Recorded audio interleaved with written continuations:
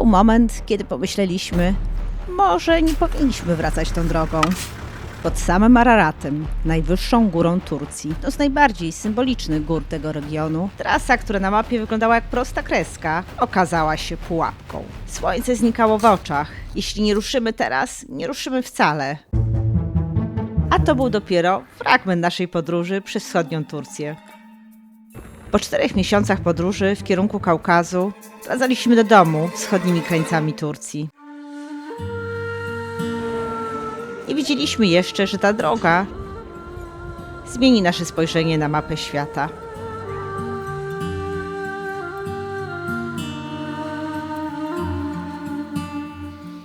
Cześć, tu Dominika i Tomek. Razem od liceum, a teraz razem w drodze w Toyocie Land Cruiser. Po 20 latach w biurach zamieniliśmy korporacyjne życie na offroad, górskie szlaki i dziką przyrodę. Od połowy maja podróżujemy w stronę Kaukazu, odkrywając po drodze mało znane, lecz piękne miejsca. Jeżeli marzycie o tym samym, subskrybujcie nasz kanał i ruszajcie z nami w nieznane. Wjechaliśmy do Turcji przez mało oczyszczane przejście niedaleko jeziora Aktas. Zaraz po przekroczeniu granicy powitały nas drapieżne ptaki. A potem szerokie, nowiutkie asfaltowe drogi. Zaskakujące na tak słabo zamieszkane regiony wschodniej Turcji. Kierunek Ararat, najwyższa góra Turcji. Legenda Arki Noego. Gigan, samotny wulkan, który wyrasta z pustej równiny na 5 km wysokości i na którym pogoda zmienia się w okamienieniu. Mówią, że Ararat nie ma pogody, ma tylko swoje własne nastroje, a my ruszamy prosto pod jego ściany. Idziemy sobie asfaltem wzdłuż takich pięknych, czerwonych gór. I one są naprawdę czerwone. Nie jak Red Mountains, które widzieliśmy tam wcześniej, w środku Turcji. Tutaj na wschodzie są ekstra. Czerwone góry spodobały nam się tak bardzo, że postanowiliśmy na chwilę zboczyć z obranej trasy na Ararat. Pojechaliśmy do miejsca, którego nie mieliśmy w planie. W tym pustynnym krajobrazie znaleźliśmy Zieloną Dolinę. Jeden z największych terenów migracji ptaków w całej Turcji. Tutaj nad rzeką Aras znajduje się po prostu ptasi raj. Ponad 67% ze wszystkich gatunków ptaków z terytorium Turcji tutaj przylatuje. Rocznie aż 100 000 ptaków przylatuje do tej doliny. Jedno z najbogatszych ornitologicznych centrów w całej Euroazji. Wokół nas rozbrzmiewają śpiewy różnych gatunków ptaków. O wiele łatwiej je usłyszeć niż zobaczyć w tej zielonej gęstwinie. Tak nam się tutaj spodobało, że postanowiliśmy zostać na noc na grobli i zobaczyć Ararat kolejnego dnia. Jak się potem okazało, stało się inaczej.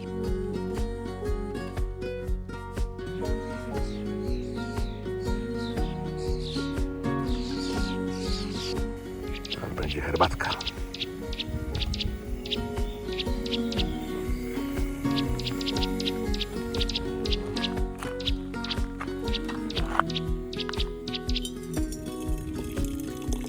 Czerwone leczo wjechało na kolację w kolorach otaczających nas gór. Kolejnego dnia ze smutkiem opuszczamy naszą groblę.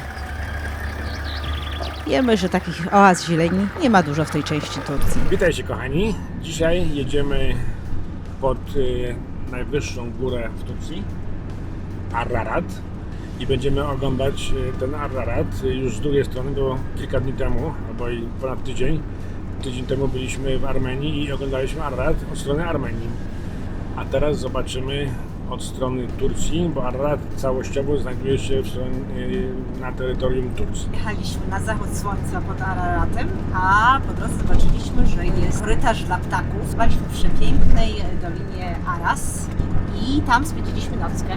I na niespodziankę dla nas o zachodzie słońca zobaczyliśmy Ararat świetlonym czubkiem, który się zrobił z białego różowy, więc mieliśmy piękny widok na tęczowe góry i na Ararat. To akurat było niezłe, bo siedzieliśmy tam już parę godzin i nie widzieliśmy tej najwyższej góry, a przy zachodzie słońce tak to oświetliło, że po prostu góra się wyłoniła z tych czerwonych gór. I zobaczyliśmy, że kurczę, no siedzimy, no może nie pod Araratem, bo tutaj mamy jeszcze ze 100 km do niego, ale niebo się wyczyściło i mogliśmy się zachwycać Araratem w oddali. A dzisiaj będziemy z bliska. Do zobaczyska. Jak dojedziemy. Do zobaczyska pod Araratem. Raz wyprzedzaliśmy krowy na pace, a innym razem to się tak mijamy z tymi baranami. W tej części Turcji nie ma za dużo ruchu turystycznego. Mijamy głównie samochody ciężarowe załadowane po kokardkę. Tutaj obowiązują inne zasady BHP. Ararat wyłania się na horyzoncie. Po drodze idziemy na lunchek w miejscowości Igdir. Po raz pierwszy w tej części Turcji widzimy grupkę kobiet pijących herbatę w knajpie. Wioska w górach spotykaliśmy tylko mężczyzn. Jak widać, cieszę się z tego widoku. To jest najlepsze. Jakaś... Mężu, co zjadłeś? Nie mam pojęcia, ale smakowo świetne. Ale wygląda jak kubka psa. Spróbuj. Próbujesz to? To się bardziej boję, bo to dość wybalające. Jakiś sos zazajer, sałatka, pechota, kubka psa, ale podobno smaczna. Fajne. Nie wiem, super. Co za... Pyszne. Bardzo to lubimy. To są te pide tureckie, bardzo smaczne. Gdy dotarliśmy pod Ararat, słońce zachodziło. Gdybyśmy trzymali się oryginalnej trasy, prawdopodobnie byśmy tego nie zobaczyli. Czasem zmiana planu jest najpiękniejszym elementem podróży.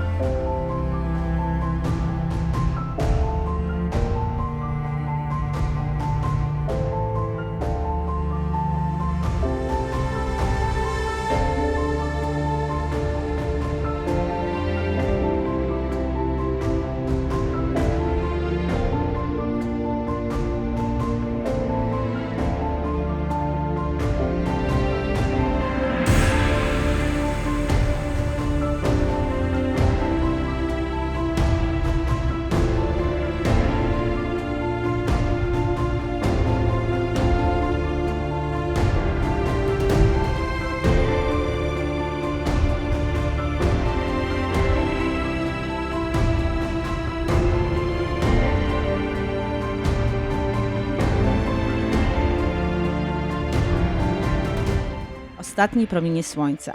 Ararat pokrywa już cień. I od razu zrobiło się inaczej. Jakby góra zmieniła swoje oblicze. Po skręcie wjechaliśmy na coś, co wyglądało jak twarda, zwykła droga. Coś tu nie gra. Samochód stoi w miejscu. Jeszcze nie panika, jeszcze myślimy, że wyjedziemy. Tylko, że stoimy nie w piasku, który znamy, tylko w czarnym, wulkanicznym pyle. Przyjechaliśmy pod Ararat dla widoku. Jest piękny widok. Mężu, zobacz, jest pięknie. Ale żeśmy, jak to powiedzieć, wjechali w pył wulkaniczny. Pył wulkaniczny jest miękki jak mąka i sypki jak zmielona kawa. Nasze koła zapadały się w nim centymetr po centymetrze.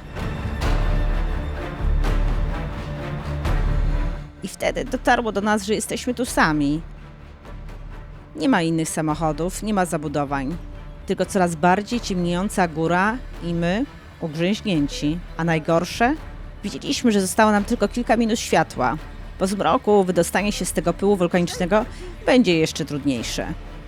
Musimy działać natychmiast. Tomek kładzie makstraki, włącza napęd na 4 koła. Próbujemy wyjechać. I nic. Samochód ani drgnie. Stanęły dęba, to dobrze chyba. Nie chcesz puścić powietrza, Tomek? W tym momencie oboje pomyśleliśmy to samo. Może nie powinniśmy tędy wracać. Ale teraz za późno na takie myśli. Teraz pozostaje tylko kopać.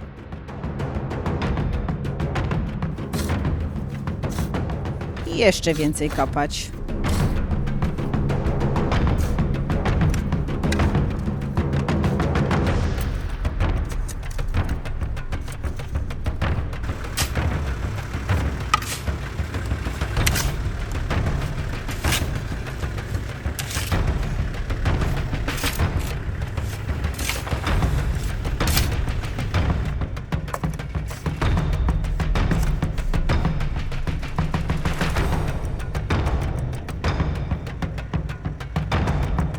Druga próba. Rezultat ten sam. Stoimy. Trzecia próba. Nie, no jest dobrze. Chciałam w to wierzyć. Ciąg dalszy kopania. Samochód wygląda, jakby zapuścił korzenie w tej wielkiej, czarnej piaskownicy.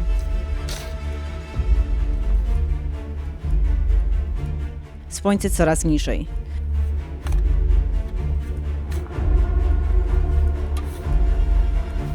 Dołki pod samochodem coraz większe.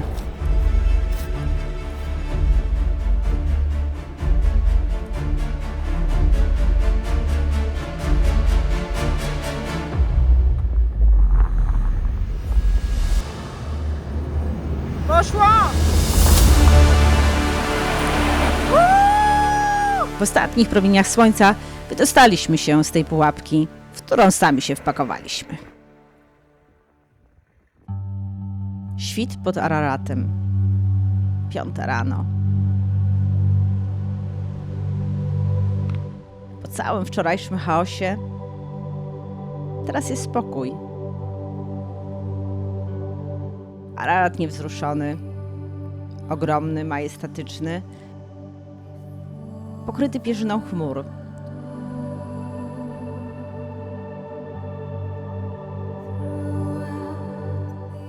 Wieczór wcześniej zakopani, a teraz wszystko wygląda inaczej.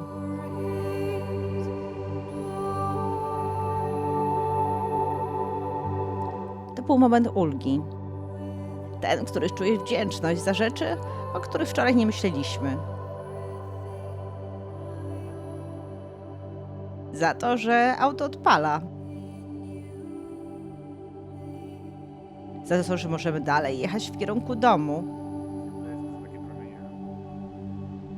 Za to, że zaczyna się kolejny dzień. Podróżowanie często przypomina rollercoaster. Jednego wieczora walczysz o to, żeby w ogóle ruszyć, a następnego ranka stoisz pod jedną z najbardziej niezwykłych gór świata. Taką, która zapłonęła dla nas światłem poranka. Próbuje zdmuchnąć z Araratu pierzynę chmur. Bez większych efektów. Świt pod Araratem był niezwykły.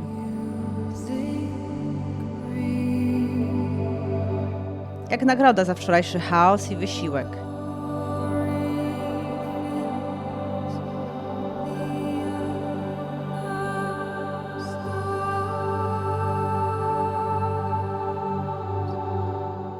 A my dopiero zaczynaliśmy dzień. Śniadanko już czeka.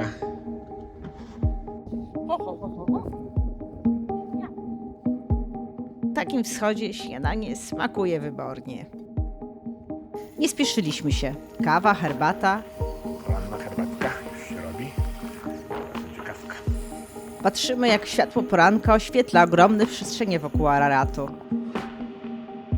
Jakby Ararat chciał pokazać nam swoje łagodne oblicze.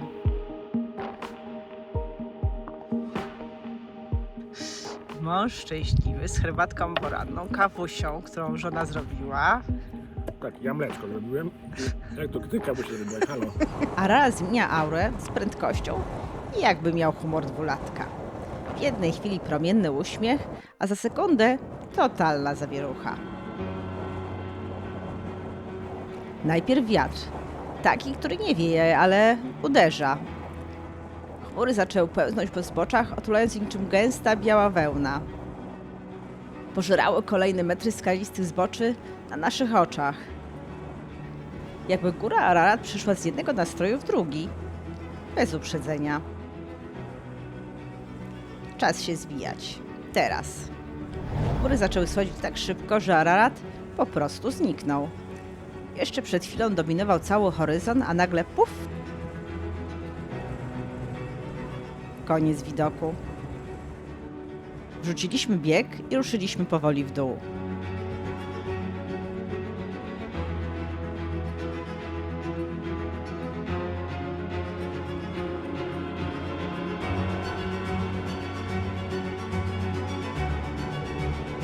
Czuliśmy, jakby góra dała nam sygnał. Okej, widzieliście już dość. Jedźcie dalej.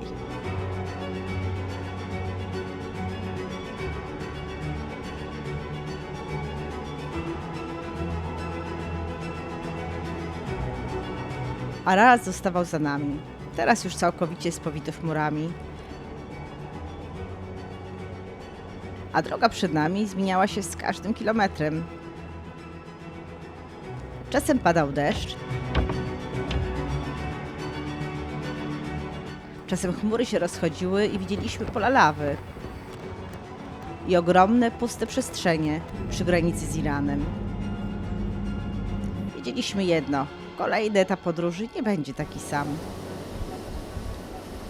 I właśnie tam, w kierunku jeziora Van, czekały krajobrazy bardziej przypominające fiordy w Norwegii niż dotychczasową Anatolię. Oraz historie, których totalnie się nie spodziewaliśmy.